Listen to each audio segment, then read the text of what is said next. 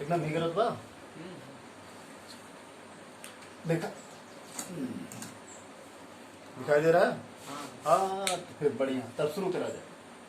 रसायन वालन के केमिस्ट्री है ना, बेसिक चीजें बता रहे हैं हम आप लोगों को। पहला लेसन आपका क्या है? पहला लेसन क्या है?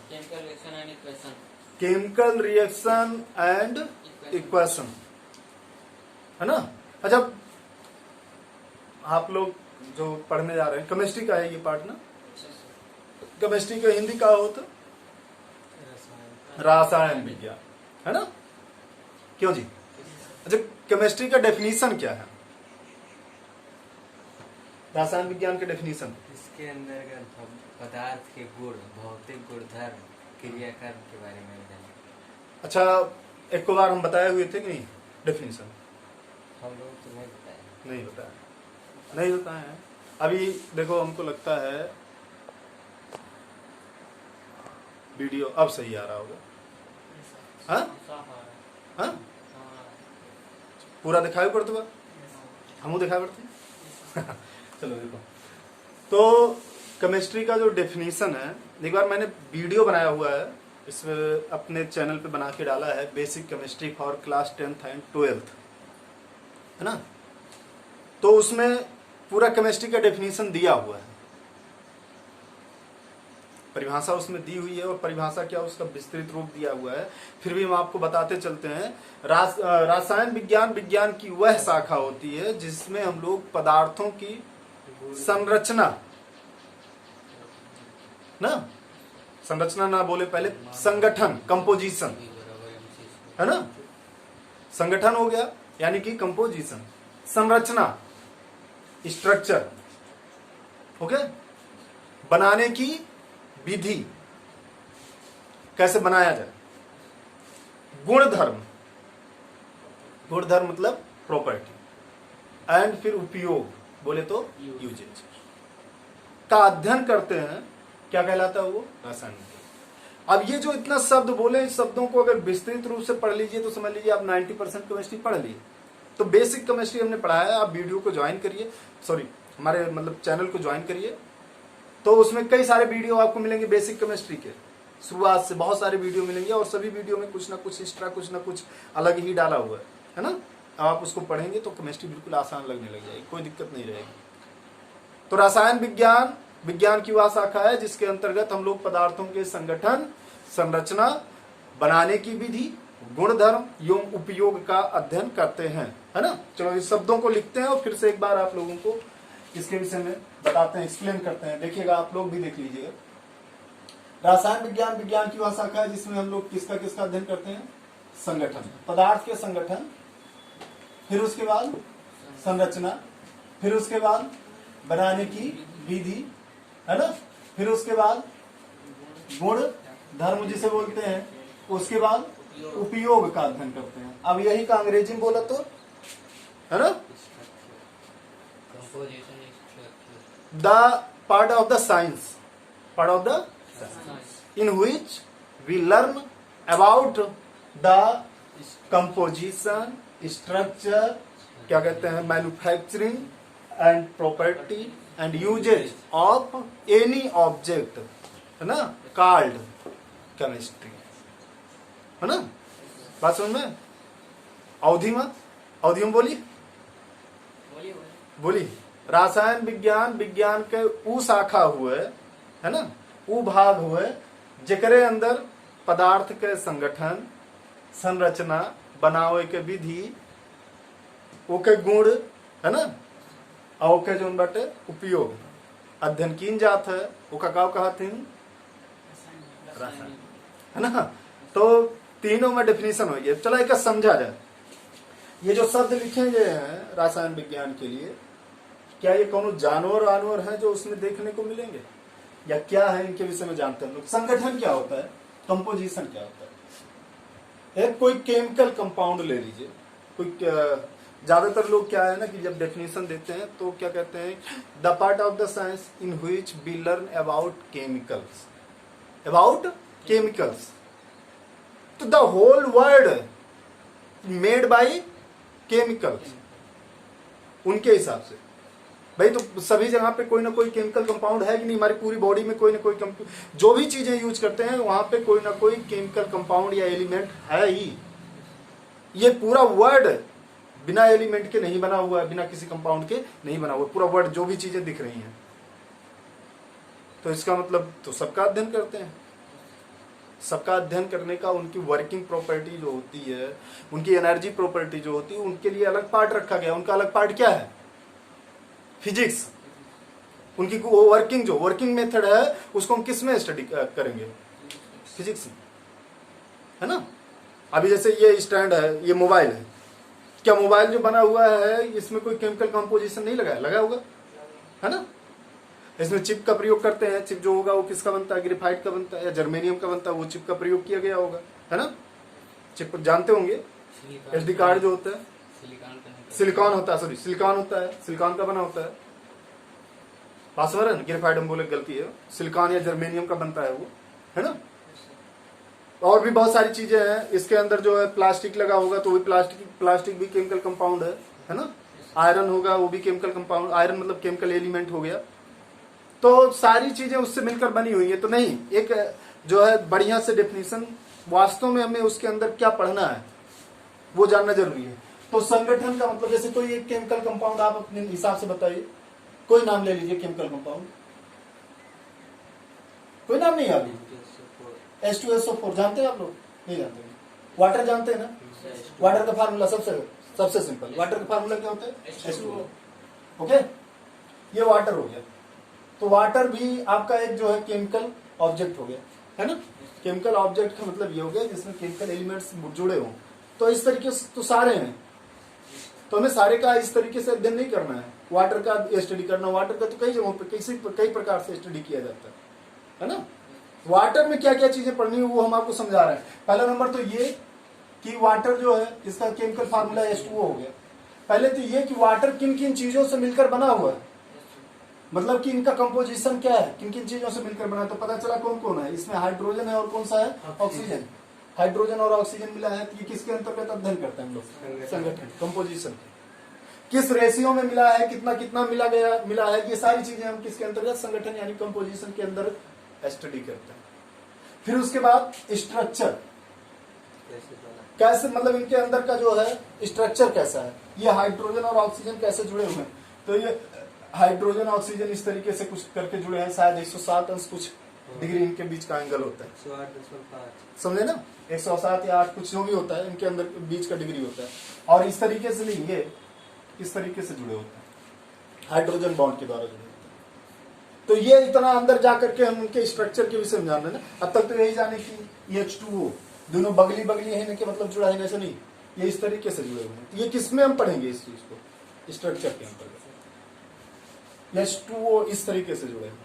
यह कहा दिखाई पड़ता है कि दोनों बगली रख उठा है ना, आपस में जुड़ा हुआ है। पहले 2H फिर एक 2O ऐसे रखा हुआ है, वो जुड़ा हुआ है, ऐसे नहीं है। इनके बीच का ये इस तरीके से स्ट्रक्चर, बात समझ में आ गई ना। तो इसको हम किसके अंतर्गत स्टडी करेंगे? स्ट्रक्चर के अंदर। सबका, हर एक केमिकल कंपाउंड का स्ट्रक्चर हम मतलब इसके अंतर्गत अध्ययन करेंगे, समझ में ना। फिर उसके बाद बनाने की विधि, मैन्युफैक्चरिंग मेथड। अब ये हाइड्रोजन और ऑक्सीजन, ये पता चल गया इनका स्ट्रक्चर कैसे है, और हाइड्रोजन और ऑक्सीजन के मिलने से ही बनेंगे ये वाटर, है ना। लेकिन बनाएंगे कैसे? अब ये हाइड्रोजन और ऑक्सीजन दो ऐसे तो है नहीं कि बिछड़े हुए दोस्त हैं, है ना। मेले में गए थे, मेला देखने, लॉलीपॉप के चक्कर में भग गए, इधर उधर बिछड़ गए, फिर अचानक मिले, कहे हे हाइड्रोजन हिया हुआ हो, हे ऑक्सीजन हिया हुआ हो, तो सब बचपन में बिछड़ गए रहे। तब दोनों जने की याद आवा कि हो हम तो बिछड़ गए रहे, चला मिल लीन जाए, फिर जोन बाटे मिल लीन तो पानी बना लिया। ऐसा नहीं है, इनका मिलाने का कोई ना कोई तरीका होगा, कोई ना कोई मेथड होगा, और उसको हम किसके अंतर्गत पढ़ते हैं? किसके अंतर्गत करते हैं? बनाने की भी मैन्युफैक्चरिंग मेथड के अंतर्गत करते हैं, है ना। हाइड्रोजन ऑक्सीजन को, ठीक, प्लेटिनम जो होता है कैटालिस्ट होता है, प्रेरक होता है, उसकी उपस्थिति में जब गर्म करते हैं तो ये आपका 2H2O यानी कि वाटर बनाता है ना। बात समझ में आई नहीं? कोई दिक्कत है यहाँ पे? नहीं, पक्का बोलो। तो ये हम मैन्युफैक्चरिंग मेथड यानी कि बनाने की विधि में पढ़ते हैं। हमारी मोबाइल दीजिए भैया, देखिए किसका फोन आ रहा है ना। सबको पता है कि हम पढ़ाता हूँ इस टाइम, लेकिन वही है लगा बात समझ में आ गई? यहाँ कोई समस्या तो नहीं हुई ना? पक्का सबको? अब मैन्युफैक्चरिंग मेथड जो होती है, बनाने की विधि जो होती है, वो कई प्रकार की होती है ना? कई प्रकार की, 2 प्रकार की होती है। हालांकि बनाते तो बहुत सारी विधियां हैं, बहुत सारे प्रकार हो सकते हैं, लेकिन उनको 2 विधियों के 2 प्रकार में पढ़ लेते हैं हम लोग। ठीक, समझे कि नहीं? 2 प्रकार से उनको पढ़ लेते हैं। मैन्युफैक्चरिंग मेथड 2 प्रकार से है। एक आपका जो है लेबोरेटरी मेथड, यानी कि प्रयोगशाला विधि, है ना? और दूसरी कौन सी है? आपकी औद्योगिक विधि, है ना? इंडस्ट्रियल मेथड, औद्योगिक विधि। एक आपका प्रयोगशाला विधि है, दूसरी कौन सी विधि है? औद्योगिक विधि। प्रयोगशाला मेथड अब मतलब कि क्या है? लेबोरेटरी मेथड क्या है? जब हमें जो पदार्थ बना रहे हो बिल्कुल शुद्ध चाहिए, चाहे मात्रा वो क्या हो, बिल्कुल कम हो, है ना? ये जो हम दोनों विधि का प्रयोग करते हैं, उस पदार्थ के उपयोग के अकॉर्डिंग प्रयोग करते हैं। जब उपयोग बहुत ज्यादा जरूरी है ना, और कम है, तब उसमें जो है प्रयोगशाला का प्रयोग करते हैं। इसमें क्या होता है? मात्रा बहुत कम बनती है, लेकिन बिल्कुल प्योर। और औद्योगिक विधि में क्या है? इसमें मात्रा बहुत ज्यादा बनती है, चाहे थोड़ी अशुद्ध रहे, औद्योगिक विधि में। अब वो है तो समझ ले, घरे जैसे जो बाटे अपने सब जनरल तौर पे जो गरीबों वाला वो होता है ना, निरमा होता है, वो घड़ी यूज करते हैं, है कि नहीं? बोलो भाई, हम लोग घड़ी यूज करते हैं, तो घड़ी का जो है वो समझ लीजिए औद्योगिक विधि से बनाया गया। इसका जो है बहुत ज्यादा प्रयोग है, लोग इसका लेकर के प्रयोग करके आ रहे हैं, चाहे वो कम मतलब शुद्ध कम हो। बस ये हो गया कि निरमा लगा करके हम कपड़ा धो रहे हैं, है ना? हम लोग तो क्या है कि निरमा देख देख के कपड़ा धोते, निरमा मिलाते भी नहीं है ना? गरीबी का हाल है, क्या बताएं। हमारे बाबा जी एक बार जो है, जब 1 रुपए किलो निरमा आता था तो खरीद के रखे हुए थे। अभी का अभी वो ऐसे कोई पड़ा है। निरमा सामने लेके आके रख लेते हैं, निरमा देखते रहते और कपड़ा धुलते रहते, कपड़ा साफ हो जाता है ना? उसका प्रयोग नहीं करते। ये गरीबी का हालत है ना? और इसके अलावा बहुत अच्छे अच्छे निरमा होता है। अब मतलब भाई जो स्टार्स वगैरह जो है यूज करते हैं, अच्छे अच्छे निरमा का प्रयोग करते हैं, है ना?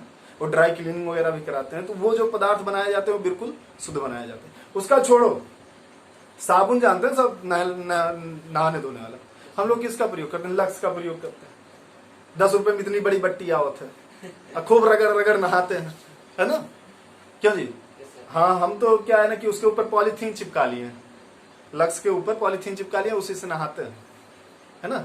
अभी बहुत दिन हो गया, हमारे पापा जी खरीद के लेकर के आए, तब से चल रहा है। वो ऐसे ही बता रहे हैं आप लोगों को। तो लक्स साबुन हो गया, क्या है कि इसको सारे लोग खरीद लेते हैं, गरीब अमीर सब खरीद लेते हैं। तो इसमें लोग ये नहीं जानते हैं कि ये शुद्ध है कि अशुद्ध है, क्या है, बस उसका प्रयोग करते हैं साबुन जैसा। लेकिन और भी बहुत महंगे साबुन आते हैं ना, 200, 250 या 1000 रुपए का। हम लोग तो 1000 रुपए का नाम भी लेने से डरते हैं कि भाई 1000 रुपए वाला साबुन नाम लो, 200-250 में ही बोल दो कि सबसे महंगा साबुन 200-250 में आता है। अब 10 वाला यूज कर रहे हैं, 10 वाला इतनी बड़ी बट्टी, और उतनी ही बड़ी बट्टी जो है 1000 रुपए का आएगा, तो हम कहना भी नहीं चाहेंगे अपने मुंह से। अब वो साबुन का यूज करने वाले बहुत कम लोग होंगे, लेकिन वो 1000 रुपए का जो साबुन बनाया गया है वो बिल्कुल शुद्ध होगा ना। तो किसी खास प्रोफेस जैसे रोग वगैरह हो गया, स्किन वगैरह प्रॉब्लम होगी, तो उन जगहों पे उसका यूज किया जाता है, वो बिल्कुल शुद्ध है। तो ऐसे ही आप समझ सकते हैं, जिनका यूज बहुत ज्यादा है, वो चाहे शुद्ध हो या ना हो, उनको हम किस मेथड से बनाते हैं? औद्योगिक विधि से। और जिनका यूज कम हो और इस प्रकार से हो कि वो चाहे कम ही मिले लेकिन बिल्कुल शुद्ध मिले, प्योर मिले, तो उसको हम किस विधि से बनाते हैं? लेबोरेटरी मेथड, यानी कि प्रयोगशाला विधि से। बात समझ में आ गई ना? उसके बाद ये हो गया कि किन चीजों से मिलकर बना है, संरचना क्या है, उनको बना भी लिए। अब उनकी प्रॉपर्टी, गुण किसे कहते हैं? जिससे हम किसी चीज को पहचानते हो। हमेशा किसी वस्तु की पहचान उससे किससे होती है? क्वालिटी से होती है, प्रॉपर्टी से होती है ना? हमारी अगर पहचान आप लोगों में पढ़ाने से हुई होगी, तो वो हमारी क्वालिटी से, चाहे वो खराब का चाहे वो अच्छा का। बाहर निकलोगे, सर बहुत अच्छा पढ़ाते हैं, तो ये हमारी पहचान बन गई। नहीं समझ में आया, गंदा पढ़ाया, तो कहे सर बहुत गंदा पढ़ाते हैं, वो भी तो एक पहचान बनी। अब बैड हो या गुड हो, लेकिन पहचान जो होती है उसकी किससे होती है? क्वालिटी से ही होती है ना? तो अगर प्रॉपर्टी पढ़ेंगे तो मतलब क्या हो गया? पहचान। किसी ऑब्जेक्ट को पहचानने का तरीका ही उसकी क्या होती है? समझ लीजिए प्रॉपर्टी होती है। उससे प्रॉपर्टी से ही पहचाना जाता है। तो प्रॉपर्टी यहाँ पे 2 होता है। केमिकल और फिजिकल, मतलब रासायनिक गुण और भौतिक गुण, है ना। अब जैसे जल रख दिया गया, वाटर H2O, क्या वैसा दिखने वाला और कोई लिक्विड नहीं होता है? बहुत सारे होते हैं। तो भैया लिक्विड जो है वैसे बहुत सारा होता है, बहुत सारे घोल होते हैं, H2O के अलावा भी बहुत सारे घोल होते हैं, है ना। बिल्कुल जैसे ये बिल्कुल कोई कलरलेस होता है, तो ऐसे बहुत सारे लिक्विड आते हैं। हाँ, अभी जैसे H2SO4 वगैरह हो गया, ये पानी वगैरह जो रखा गया होता है उसका लिक्विड हो गया। अब कैसे जानेंगे कि ये वाटर है या H2SO4 का सॉल्यूशन है? ये कैसे जानेंगे? हम उसकी प्रॉपर्टी पढ़ करके ही जानेंगे। H2O की कोई खास प्रॉपर्टी होगी जो सिर्फ H2O में होगी और बाकी किसी में नहीं होगी, है ना।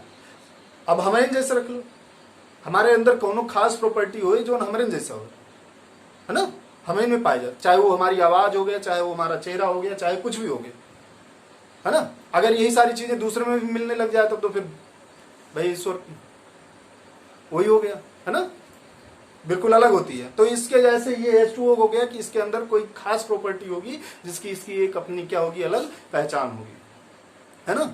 अब प्रॉपर्टी दो प्रकार की, फिजिकल और केमिकल। फिजिकल प्रॉपर्टी यानी कि भौतिक गुण क्या होता है? सारे लोग समझो भौतिक गुण क्या होता है। जिसको हम अपने ज्ञानेंद्रियों द्वारा, जो क्वालिटी हम अपने ज्ञानेंद्रियों द्वारा आइडेंटिफाई कर सकते हो, पहचान सकते हो, उसे हम क्या बोलेंगे? भौतिक गुण। ज्ञानेंद्रिय जानते हैं? ज्ञानेंद्रिय कितनी है? 5 हो भैया। त्वचा, हाँ, और क्या कहते हैं? मुंह है, मतलब वही जीभ, नाक, आंख और कान, हो गया 4। और थोड़ा सा मिस्टेक हो जाए मुंह, तो भैया ये का हो गया? कान। अभी का हो गया? त्वचा। अभी हो गया नाक, है ना। थोड़ी सी दिक्कत हो जाए तो पहली बार अगर सीख रहे हो, नहीं इतना तो सब लोग जानते होंगे, 5 ज्ञान। अब इनके द्वारा जो भी चीजें हम पहचान जाए, इनके द्वारा कौन सी प्रॉपर्टी पहचान सकते हैं? त्वचा के द्वारा क्या? स्पर्श करके ना, कि सॉलिड है, लिक्विड है कि गैस है, ये तो पहचान ही जाएंगे ना। तो ये किस प्रॉपर्टी के अंतर्गत आ गया? फिजिकल, जो त्वचा से छूने से ही पता चल जाए। सूंघ करके स्मेल हो गया, टेस्ट हो गया, है ना। इसके अलावा ठंडा गर्म भी तो पहचान सकते हैं, टच करके ठंडा है कि गर्म है, यानी कि उसका बॉइलिंग पॉइंट और ये सारी चीजें, मतलब गर्म ठंडा ये पहचान सकते हैं। तो गर्म ठंडा भी उसकी कौन सी प्रॉपर्टी के अंतर्गत आ गया? Physical property. स्मेल किसकी प्रॉपर्टी के अंतर्गत आ गया? Physical property. Test physical. अब देखने में वो पतला लंबा मोटा कैसा लग रहा है, वो भी क्या हो गया? Physical property. उसको हम बजा करके सुन रहे हैं, ऐसे इसको बजा रहे हैं, देखो इसको बजा रहे हैं तो कुछ आवाज नहीं आ रही। अभी यहीं पे जो है टीन हो जाए, लोहा हो जाए, उसको बजाएंगे तो अलग अलग साउंड आता है ना। तो ये भी उसकी कौन सी प्रॉपर्टी होगी? फिजिकल प्रॉपर्टी, है ना। मतलब जो बाहरी प्रॉपर्टी हो उसकी, अंदर में ना जाइए, इंटरनल प्रॉपर्टी के अंतर्गत ना जाइए, बाहर प्रॉपर्टी जो हो। क्या मिनट की वीडियो होगी? 18। अच्छा चलो, अभी 10-12 मिनट बाद तौलिक पहुंचा दे, है ना। तो क्या हो गया कि जो क्या कहते हैं, क्या बोल रहे थे?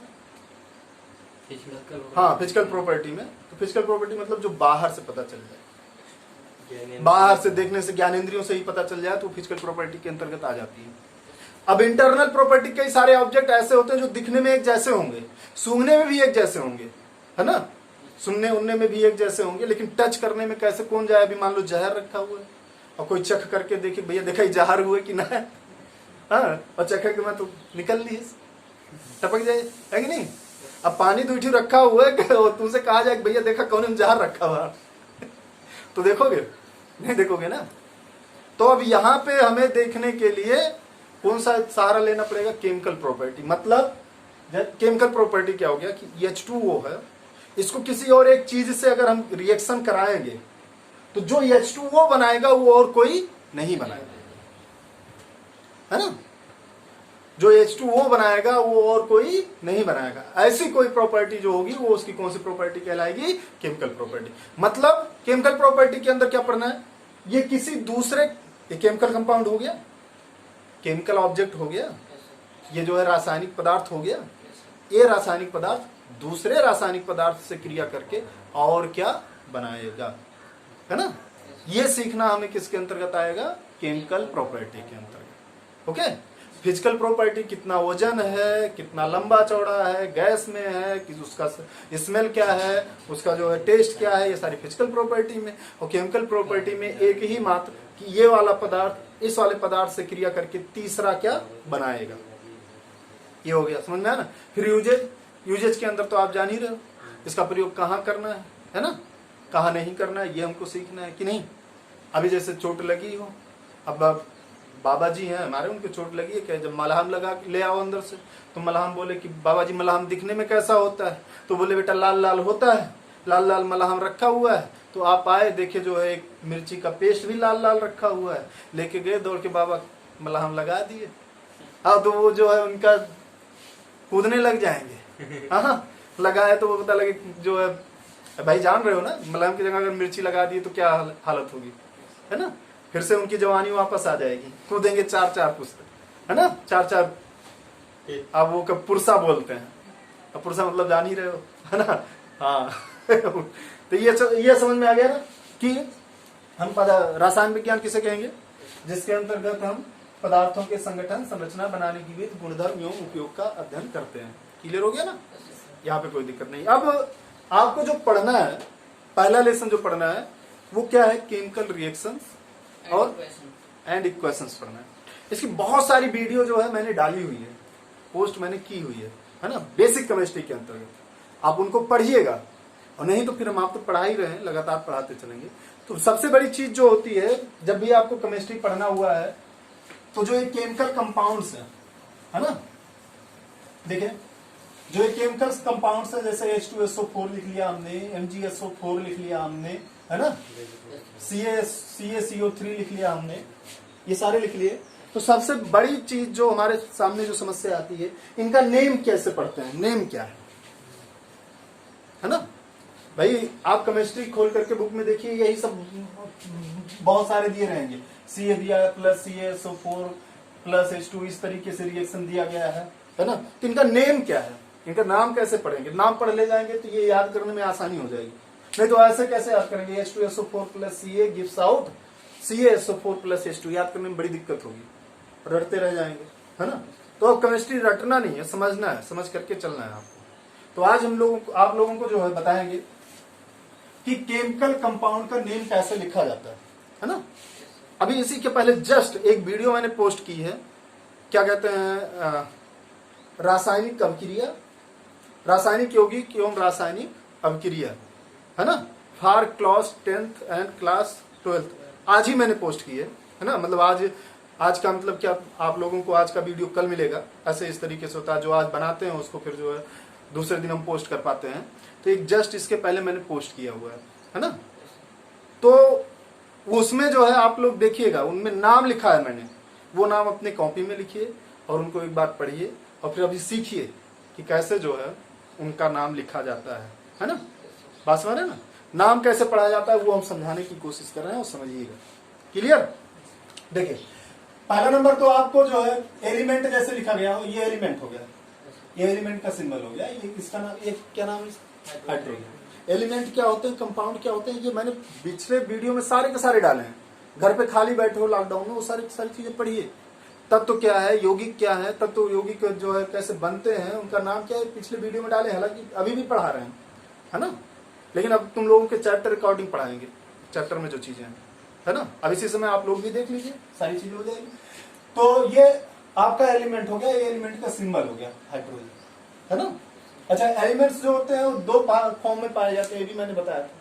किस फॉर्म में होते हैं, एटॉमिक फॉर्म में, यानी कि परमाणुवीय रूप में, है ना, परमाणु रूप में। और दूसरा क्या होता है, मॉलिक्यूलर फॉर्म में, यानी कि आणविक रूप में। अब परमाणविक रूप और आणविक रूप क्या है, परमाणविक रूप जब संख्या एक ही हो तो परमाणविक रूप, और जब संख्या एक से ज्यादा हो तो आणविक रूप। जैसे H हो गया, ये क्या है, एटॉमिक फॉर्म है इसका। H2 हो गया, ये कौन सा फॉर्म है, मॉलिक्यूलर, यानी कि आणविक रूप हो गया। बात समझ में आ गई नहीं। Mg क्या है, कौन सा फॉर्म है, एटॉमिक। इतना समझ रहे हो, एटॉमिक बोले तो परमाणविक रूप। और MgSO4 ये कौन सा है, मॉलिक्यूलर, क्योंकि इसमें एक से ज्यादा है। जब संख्या एक से ज्यादा होगी तो क्या हो जाएगी, मॉलिक्यूलर, और जब संख्या एक ही होगी तो क्या हो जाएगी, एटॉमिक। इतना समझ में आ गया कि नहीं। तो परमाणु रूप और आणविक रूप तो समझ में आ ही जाएगा, क्लियर? अब इसके अलावा तो मतलब दो चीजें आपको समझ में आ गई, परमाणु और अणु, और इनके अलावा एक और होता है, आयन होता है, जो दोनों हो सकते हैं, परमाणु भी हो सकता है और अणु भी हो सकता है। आयन का मतलब जिनके ऊपर प्लस या माइनस लगा हो, है ना? जैसे Mg+2, तो ये क्या है आपका? आयन है। SO4 -2, तो ये आपका क्या है? आयन है। तो ये कौन सा रूप है? परमाणविक रूप ना। और ये कौन सा रूप है? आणविक। ये आणविक रूप का आयन हो गया, और ये कौन सा आयन हो गया? परमाणविक रूप का, है ना? इन्हें मूलक भी बोलते हैं। क्या बोलते हैं इन्हें? मूलक भी बोलते हैं। इनको क्या बोलते हैं हम लोग? मूलक भी बोलते हैं। समझे ना? मूलक आयन्स जो होते हैं वो मूलक भी होते हैं। हालांकि जब आप 11th में पढ़ेंगे तो उसमें मूलक अलग पढ़ाया गया है, अलग चीजें हैं। मूलक और आयन में अंतर बताया गया है, लेकिन आप समझ सकते हैं कि मूलक भी है। क्लियर हो गया ना? चलिए, यहाँ पे परमाणु अणु आप पहचान ले जाएंगे, आयन्स भी पहचान ले जाएंगे, कोई समस्या नहीं ना। अब उसके बाद एक चीज और हम समझा देते हैं आप लोगों को, तत्व पहचानना और यौगिक पहचानना। तत्व और यौगिक, ओके? तत्व किसे कहते हैं और यौगिक किसे, ये भी समझ लीजिए। तत्व जिसमें एक ही प्रकार का सिंबल हो, है ना? समझ रहे ना? और यौगिक जिसमें एक से अधिक प्रकार का सिंबल हो। जैसे यच, इसमें एक ही प्रकार का है सिंबल। H2 में दोनों ही क्या है? दोनों क्या है? यच ही है ना? तो ये आपका क्या हो गया? तत्व हो गया। अब H2SO4, इसमें कई प्रकार के सिंबल आ गए। यच आ गया, यस आ गया, ओ आ गया, तो ये आपका क्या हो गया? यौगिक ना, एलिमेंट कंपाउंड। क्लियर हुआ? कितना समझ में आ गया? बोलो भाई, यहां कोई प्रॉब्लम तो नहीं ना? अभी S8 ये एलिमेंट है ना, S8, इसमें एक ही प्रकार का सिंबल है, मतलब केवल यस ही है। हालांकि उनकी संख्या कितनी है? 8, लेकिन सारे 8 यस जो है यस ही रहेंगे, एक ही जैसे रहेंगे। बात समझ आएगी नहीं? तो इसलिए ये क्या हो गया? एलिमेंट। लेकिन अगर हम लिखे SO2, ये क्या हो जाएगा आपका? यौगिक हो जाएगा। ओके, अच्छा, अब हम कुछ लिख रहे हैं, वो आप हमको बताइएगा।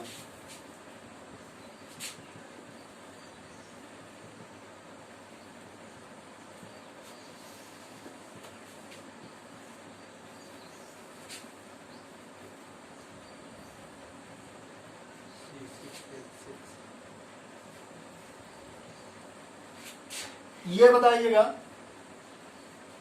एटम है या मॉलिक्यूल? फिर से देख लीजिएगा, मॉलिक्यूल है या एटम?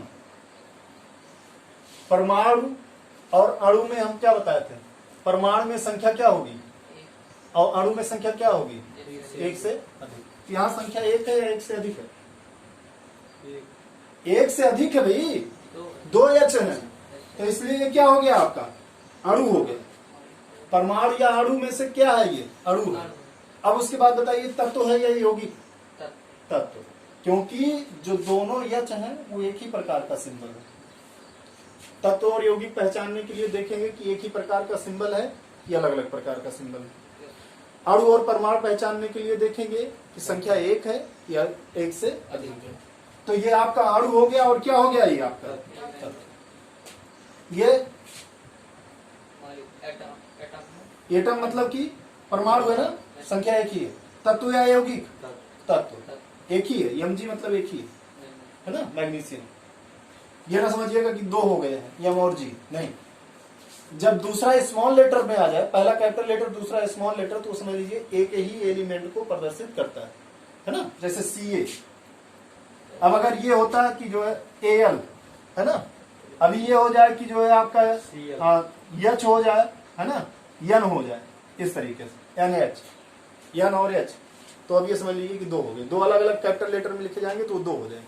लेकिन अगर वो स्मॉल लेटर में लिखा गया, पहला कैपिटल दूसरा स्मॉल, तो वो एक ही है। ये परमाणु का समझ में आया? उसके बाद ये तत्व है, भी समझ में आया? ये क्या है आपका? मॉलिक्यूल बोले तो अणु। तत्व या यौगिक? यौगिक, क्योंकि एक से अधिक प्रकार के सिंबल हैं इसमें। ये क्या हो गया आपका? यौगिक। P4 बताइए, परमाणु या अणु? अणु। उसके बाद तत्व या यौगिक?